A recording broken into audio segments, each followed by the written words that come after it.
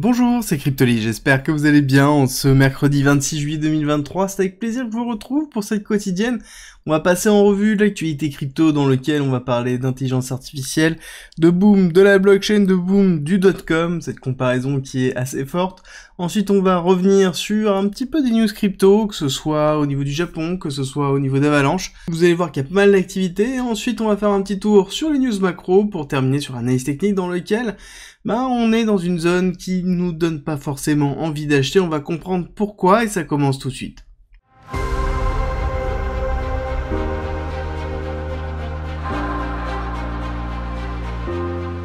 On commencerait rapidement par Worldcoin, donc Esprit Cryptique nous a posté ici la répartition de la tokenomics, juste pour vous donner à quel point ce n'est pas sexy. Je vous le partagerai si vous voulez vraiment regarder, mais dans tous les cas, on est vraiment sur une toute petite partie du token, donc de l'inflation.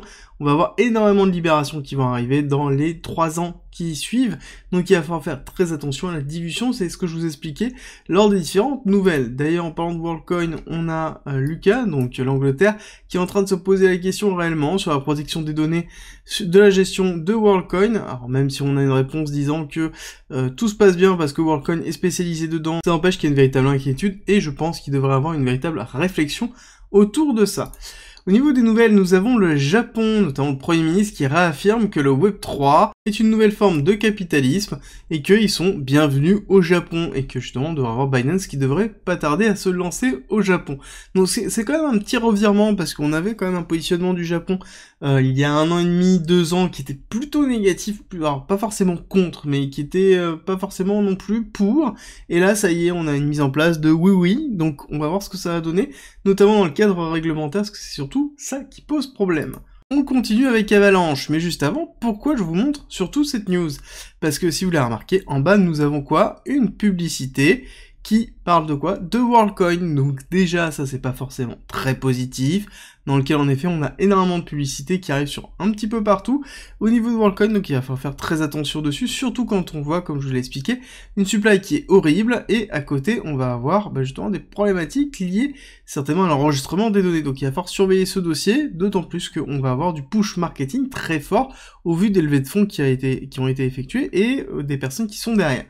Bon, on retourne au sujet classique, donc Avalanche Foundation qui lance une incentive de 50 millions pour acheter des assets tokenisés. Alors très important, c'est vrai qu'il y avait eu une levée de fonds qui était plus de 150 millions à l'époque pour la finance décentralisée, là on se retrouve sur une incentive supplémentaire de 50 millions pour le RWA, donc le Real World Asset, et le but est de montrer que justement la blockchain comme Avalanche sont des moyens vraiment structurels forts pour pouvoir faciliter la mise en place de tokenisation d'assets réels, donc c'est-à-dire de l'immobilier, des actifs, et de placer la blockchain comme un acteur majeur de la simplification des transactions économiques. Et ça, je pense réellement que ça a un véritable avantage, que c'est un véritable use case très fort, qui n'est pas encore vraiment exploité, et un petit peu en immobilier à droite à gauche, mais on va avoir beaucoup de cadres qui vont arriver, et je pense que plus on va passer dans le temps, plus ça se sera facilité, et donc à ce moment-là, plus on verra de use case,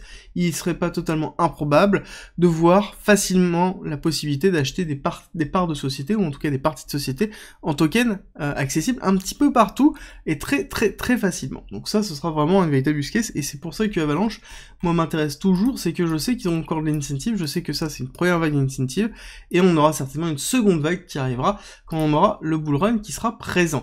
Ensuite, nous avons un article qui est très bien fait sur Cointelegraph que je vais vous partager, qui est une comparaison entre la bulle .com et la bulle de l'IA, et pourquoi elles sont différentes, et comprendre vraiment le fonctionnement de ces bulles-là. Déjà, les deux différences, je vais vous les donner rapidement, dans le sens où la première, c'est que on est dans quelque chose qui est totalement différent dans le fonctionnement des levées de fonds. C'est-à-dire que la bulle.com, pour lever des fonds, avait dû se mettre sur les marchés, alors que là, on est vraiment sur de la levée d'argent privé sur la bulle IA. Donc à ce moment-là, on va avoir, même si on a des non-deliver, donc des entreprises de l'IA qui n'arrivent pas à délivrer, bon, ça ne crachera pas les marchés parce qu'ils ne sont pas sur, justement, une survalorisation boursière. On est vraiment dans quelque chose qui est différent, c'est plutôt une forme de private equity, on a beaucoup d'investissement par fonds qui se fait, justement, sur l'intelligence artificielle. Et le second point, c'est que C'est le fonctionnement qui est différent. Alors, je m'explique, .com, en fait, c'était l'arrivée d'Internet, on voyait pas forcément encore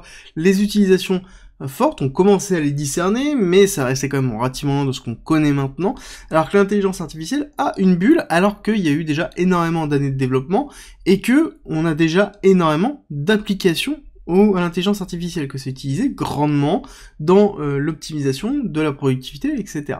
Donc on est vraiment dans deux typologies, et moi ça me fait penser, pourquoi j'en parle là, ça me fait penser grandement à la blockchain aussi. C'est vrai que la difficulté de la blockchain, les use cases ne sont pas suffisamment visibles pour moi en l'état, parce que la technologie n'est pas assez maturée, donc ça va arriver, mais c'est vrai que pour moi, par exemple, la blockchain, on n'est pas encore dans une bulle, parce que nous n'avons pas encore fait cette phase de maturation.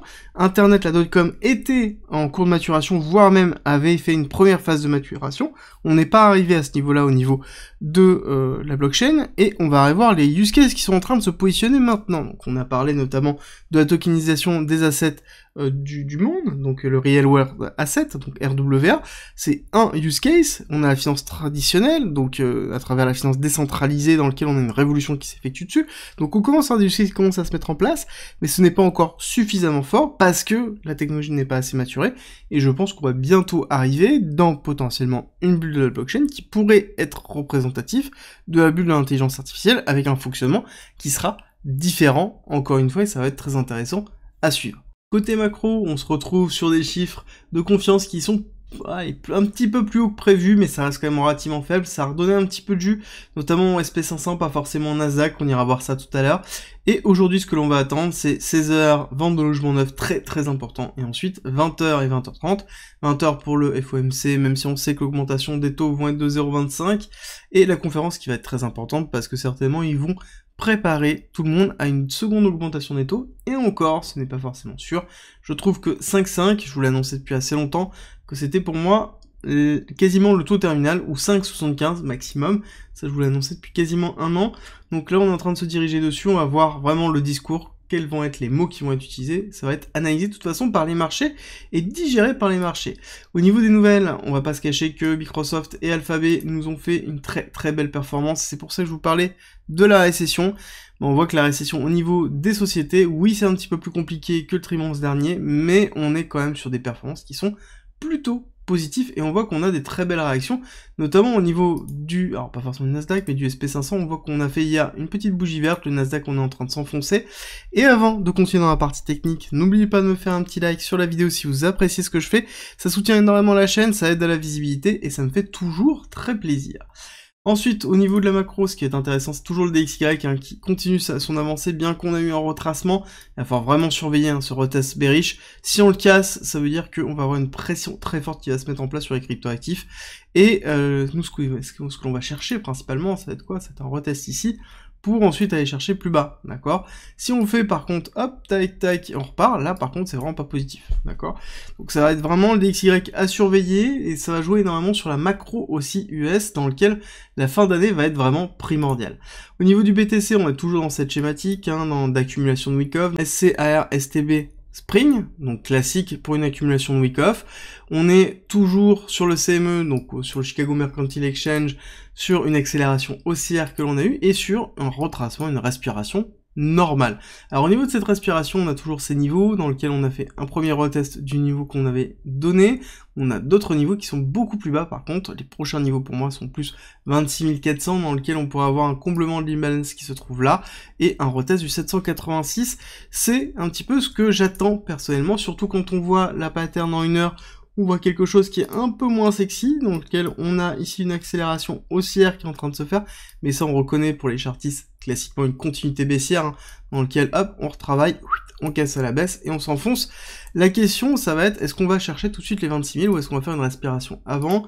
Quand on regarde les targets un petit peu que l'on pourra avoir, donc c'est-à-dire cette impulsion baissière sur le retracement effectif, en comptant qu'on n'a pas de retracement supplémentaire, en target 1 et 1-1, on se retrouverait sur du 28 000, 27 800, donc qui pourrait être une première target qu'on pourrait se fixer, ici, qu'il va falloir surveiller, on va se la noter là, tac, ici une première target intéressante dans lequel on pourrait aller chercher, ici le cours, sinon on a le 1,618 à 27 000 avec peut-être une surextension ici, mais pour moi ça voudrait dire que potentiellement on pourrait faire en 3 temps, avec quelque chose qui pourrait se faire comme ça. Premier temps, consolidation, second temps, consolidation, troisième temps, consolidation. D'accord, avant de pouvoir faire une accélération haussière.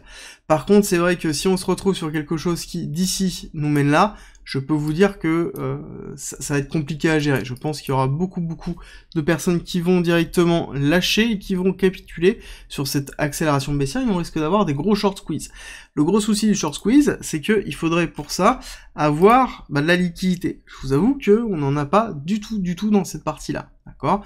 Les parties où se trouve la liquidité, c'est en dessous de 26 000, donc ça sous-entend que les personnes devraient racheter à levier. Il faudra surveiller au moment de la décélération si oui ou non on est en train d'alimenter avec de la liquidation en longue. Pour l'instant, ça n'a pas l'air de se mettre en place. Alors juste pour le fun, je vous remets le graphique d'hier, dans lequel je vous disais attention, il y a une liquidité ici. C'est exactement ce qui est allé chercher. On voit très bien qu'on est allé chercher cette liquidité et ensuite on a retravaillé à la hausse. Donc ça a un intérêt toujours de savoir où se positionne la liquidité, même si malheureusement il ne faut pas se baser que sur ça. C'est une notion de confluence. Donc une convergence de plusieurs indicateurs sur une même zone de prix. Là, les prochaines convergences réelles, on va pas se cacher, elles sont beaucoup plus basses. Elles sont dans les 26 500 avec un OB de retest dans lequel, en effet, on a fait beaucoup de travail. On a de la liquidité qui se trouve là. On reteste ici le 786. Donc ce serait tout à fait logique et dans une respiration saine. Néanmoins, on fait toujours attention. Si jamais on se retrouve, par exemple ici, sur quelque chose qui va se mettre en setup, hop, comme ça, avec un petit retest, petite accélération, deuxième retest, avec un break, un retest, et on part là-dessus. Là, par contre, là, c'est un setup d'accumulation, d'accord? Là, c'est pas le cas, pour l'instant, on est là-dessus. Il faudra voir si jamais on casse la partie basse, est-ce qu'on va chercher le lot? Si on va chercher le lot, est-ce qu'on est ravalé tout de suite? Est-ce qu'on a une réaction haussière suffisamment forte pour se dire que, potentiellement, on va avoir une fin d'accumulation avec derrière une rupture de l'AR pour ensuite faire un retest et ensuite une accélération haussière? Là, on aura un signal. D'accord? Tant qu'on n'a pas ce signal-là, ça sous-entend qu'on est tout simplement dans une respiration. Est-ce que cette respiration, elle va être terminée rapidement? J'ai envie de vous dire qu'on est en train de voir ici une diminution de l'intensité des highs, donc il y a de grandes possibilités qu'on fasse une continuité baissière. On fait juste très attention, parce qu'aujourd'hui nous avons le FOMC, donc beaucoup de volatilité qui vont arriver. L'autre chose que j'aimerais bien voir, peut-être, ce serait d'avoir une accélération haussière, faire un retest de cette partie-là, donc faire un retest total du range qui se trouvait là, d'accord, on irait retester cette partie-là, on va peut-être remonter un petit peu, on va le remonter ici, hop, on va le remonter là, voilà, donc un petit retest de cette zone-là. Si on reteste cette partie-là, ça veut dire que, en effet, on pourrait avoir une cassure baissière, donc quelque chose qui fait comme ça, accélération haussière avec le FOMC, hop, petit retrait, on consolide en dessous, on reteste, et on casse, là on a ici un signal de renforcement de position short pour pouvoir faire une continuité baissière. Donc ça, c'est pour moi les petits setups que je vais surveiller, notamment aujourd'hui, que je vais surveiller dans la semaine pour avoir une continuité baissière. Je vous rappelle que je suis toujours en short dans cette continuité baissière. Et si on regarde au niveau de l'open interest, qu'est-ce que l'on voit? On voit qu'on est en train ici potentiellement de racheter un petit peu cette baisse, mais c'est un tout petit mouvement, donc là on pourrait avoir peut-être cette accumulation. Je reste vraiment très sceptique pour l'instant, je vois juste qu'on a l'open interest qui est en train de diminuer, les positions de top trader, donc peut-être là c'est en train d'être joué, mais je pense que c'est relativement faible, il va falloir avoir un signal un petit peu plus fort, c'est juste que je me mets ce biais là de façon à ne pas le louper si jamais je vois d'autres signaux qui vont arriver. Alors, petite chose rapide, cette accélération baissière, toujours se poser la question, est-ce que c'est un mouvement BTC, un mouvement tout le monde? Est-ce que c'est quelque chose qui est porté par l'un, par l'autre?